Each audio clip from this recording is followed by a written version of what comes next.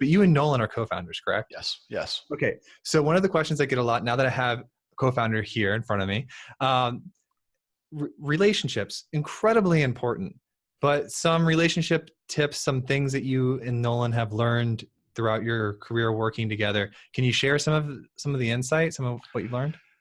Yeah. Well, first of all, saying we have an amazing relationship. This will be our 19th year working together, Wow. in our third company. And he's a extremely special person, and I have the most respect for him. I truly think of him as a partner, above all else, and certainly as a friend.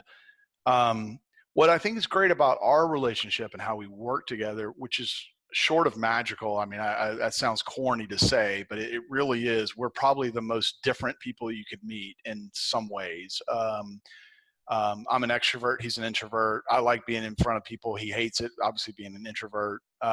He's a good writer. I'm a good speaker. He's a great speaker, actually.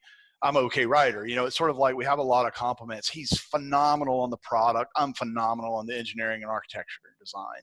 And he's a great engineer, and I'm good at product. So it's sort of like, what's interesting is we've just, for better or worse, or for however, I don't even know how it's worked out, we've just sort of staked out our own areas, and we figured out how to take the best of like what we're both good at, and just we're super happy with our roles. I mean, there's never really been conflict. I mean, you have debates, and we certainly will have knockdown, drag out discussions, but in the end, we walk away and we always walk away with a unified, even when we disagree probably almost 98% of the time on implementation or different way of looking at it. It's not a fundamental disagreement. It's a disagreement about how do we approach it, or what should we do this versus that.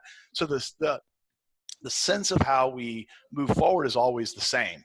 And there's always trust and unification about what we're trying to do. It's just a sort of different points of view, which we enjoy. That's why we debate it often, because we do have such different points of view that helps us come up with a better plan forward.